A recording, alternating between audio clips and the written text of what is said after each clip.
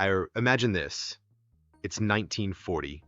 The world is at war, bombs are falling, and in the chaos of India, a child is born who has no idea he'll one day become one of Britain's biggest icons. His name?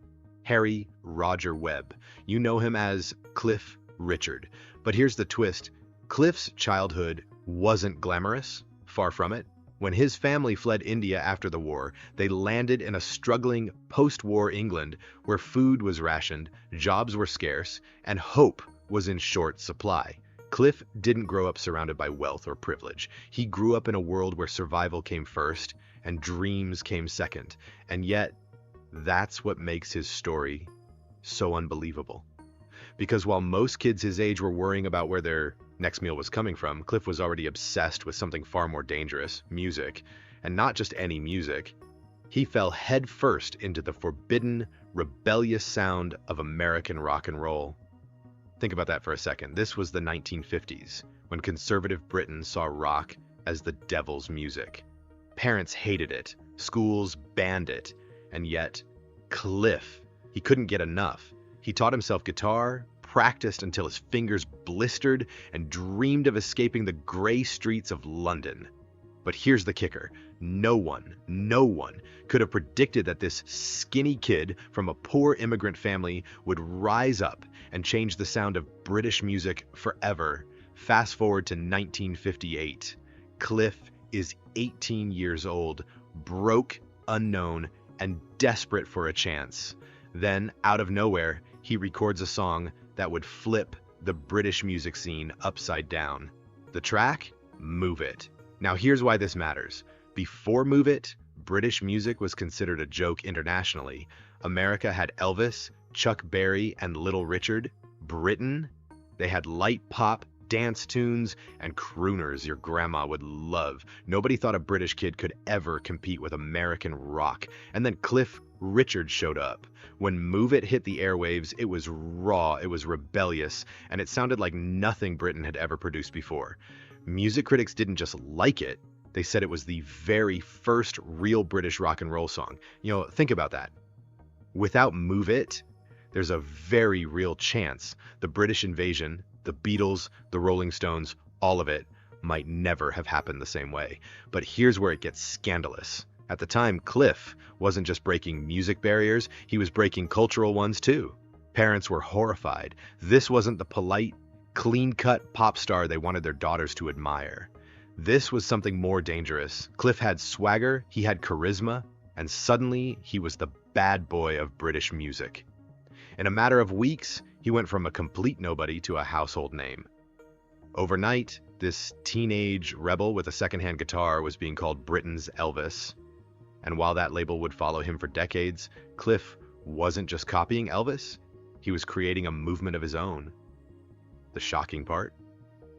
Cliff Richard didn't just launch a hit song, he launched an entire generation's rebellion, and this was only the beginning.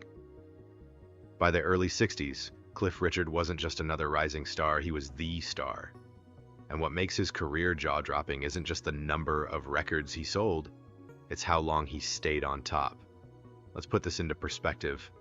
Over 70 albums, more than 130 singles, and chart success across 7 decades.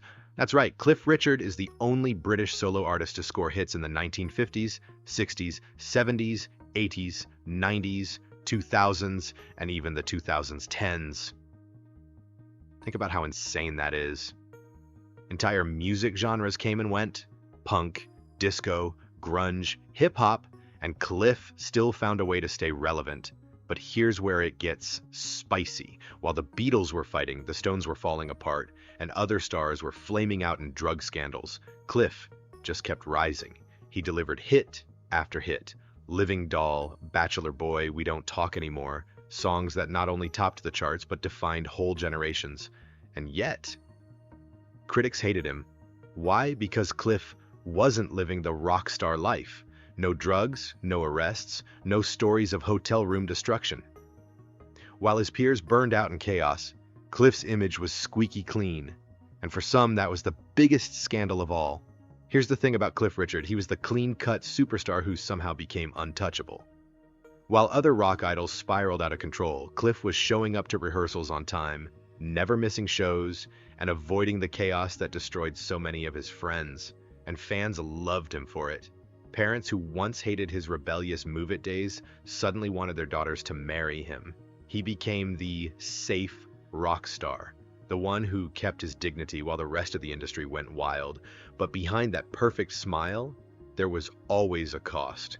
The press started calling him boring, too safe, even accusing him of being out of touch with real rock and roll. But Cliff had the last laugh. In 1995, he received one of the highest honors in Britain, a knighthood. Think about that, Sir Cliff Richard. A man once dismissed as a teenage Elvis copycat was now recognized by the Queen herself for his music and charity work. And here's the kicker. While his rivals ended up broke, addicted, or forgotten, Cliff's discipline made him the ultimate survivor. But what the public didn't know was that the same discipline that protected his career also cost him something priceless. And that sacrifice would be revealed in a shocking, heartbreaking letter. In 1961, when Cliff Richard was just 21, fans thought he had it all: money, fame, and a career every teenager in Britain dreamed of. But behind closed doors, Cliff was hiding something that would shock everyone. That year, he wrote a 3-page letter to his first serious girlfriend, Australian dancer Delea Wicks. And when that letter surfaced decades later, it exposed a heartbreaking truth. Cliff confessed that his career as a pop idol meant giving up the right to any lasting relationship. In other words, his fame killed his chance at love. Read those words again. I would be lost without showbiz. It wasn't just a breakup line, it was a confession that music wasn't just his passion, it was his prison. At a time when the world thought Cliff was the clean-cut boy next door, he was actually sacrificing the one thing most people want more than fame: real love. And the fallout? Devastating. Delea was crushed. Her own brother admitted years later that she was devastated by Cliff's decision, even though she always described him as a charming, decent man. That one letter revealed what the tabloids never did. Cliff Richard didn't just choose music, he chose it at the cost of his own happiness. And the scandal didn't stop there. After Delea, Cliff's love life became one of Britain's favorite obsessions. And every time it looked like he was finally about to settle down, something stopped him. First, there was actress Una Stubbs, the bubbly TV star who stole his heart for a short time. Then dancer Jackie Irving, whom Cliff once described as utterly beautiful. For a while, they were inseparable, and everyone thought marriage was inevitable. But Jackie eventually walked away and married someone else. Then came one of Cliff's most famous romances, tennis champion Sue Barker. This wasn't just a fling. Cliff was head over heels. He even followed her to tournaments in Europe, openly cuddled her at Wimbledon, and gave interviews saying he could see marriage in the future. The press loved it. They were Britain's golden couple. And yet, once again, Cliff pulled back. He later admitted marriage wasn't vital, even though he dreamed of settling down one day. Sue Barker herself confessed, "I love him, and I'm sure we love each other." But it wasn't enough. Just like with Delea, Cliff couldn't walk away from the spotlight. One by one, every love story ended the same way, with Cliff choosing fame over forever. And here's the scandalous twist. While the tabloids painted him as the clean-cut bachelor, the truth was far darker. Behind the perfect smile was a man haunted by a choice he made at 21. A choice that would follow him for the rest of his life. And as shocking as that is, the most emotional part of Cliff's story wasn't about his love life at all. It came when he finally broke his silence about another star's tragedy. The short, heartbreaking life of Andy Gibb. By the time the 2010s rolled around, most of Cliff Richard's peers had either retired, faded into obscurity, or simply couldn't keep up with modern music anymore. But Cliff? He did the unthinkable. He went back in time. In 2013, he released the fabulous Rock and Roll Songbook, a full-blown tribute to the music that first inspired him: Elvis Presley, Chuck Berry, Little Richard, Buddy Holly. It wasn't just an album, it was a love letter to the legends who shaped him. And fans couldn't believe it. Here was a man in his 70s still topping the charts with the same fire he had at 18. For Cliff, this wasn't just music, it was a personal. Elvis had been one of his idols, and now, decades later, Cliff was standing shoulder to shoulder with him in the only way possible. The album shot up the charts, went gold, and proved a shocking truth. Cliff Richard wasn't just surviving. He was still competing at the top when nearly every one of his rivals had long been forgotten. And yet, just when fans thought Cliff's biggest surprises were behind him, he dropped a revelation no one saw coming. For the first time, Cliff Richard spoke publicly about a tragedy that haunted the music industry: the life and death of Andy Gibb. For decades, Cliff Richard had stayed silent on Andy Gibb, the youngest Bee Gees brother, the teen idol with the looks, the voice, and the charisma to rival anyone in the business. Andy's rise in the late 70s was meteoric. He had it all until he didn't. By 1988, he was gone, just 30 years old. And while fans, family, and historians retold Andy's story countless times, Cliff never joined the conversation until now. Finally, Cliff broke his silence, and what he revealed was raw, emotional, and devastating. He described Andy as one of those rare performers who didn't just sing songs, he lived them. Cliff admitted he admired how Andy could make you feel every single note. But with that gift came a curse. Fame hit Andy like a lightning bolt. He was still a teenager when he skyrocketed to the top, and Cliff confessed that the industry never gave him a chance to catch his breath. And then Cliff said the words that left fans stunned: "It's heartbreaking when talent like that is clouded by pain." He admitted Andy carried more weight on his shoulders than he ever let on: fame, pressure, expectations, and his own demons.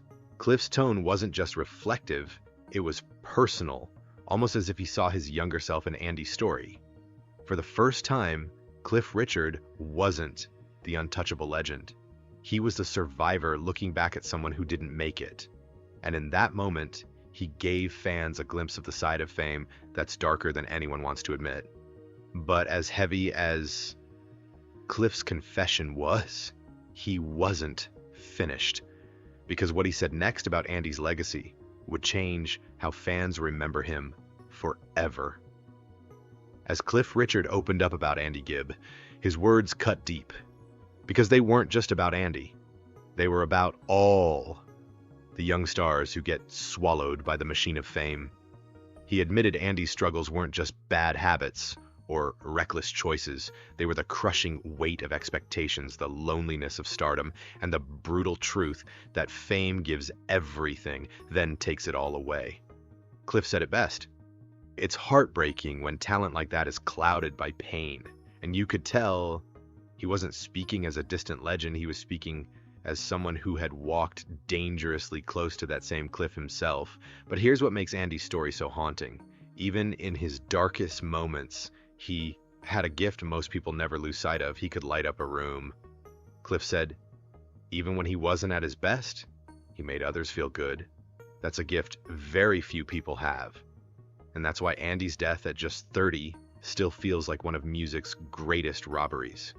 Cliff reflected on the songs Andy never got to record, the lives he never had the chance to touch. And in his voice, you could hear the regret, not just for Andy, but for an entire generation of stars who burned out too soon. But Cliff didn't end with sadness. Instead, he gave Andy something every artist dreams of: a legacy.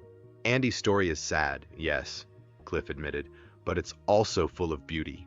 His voice still plays on the radio.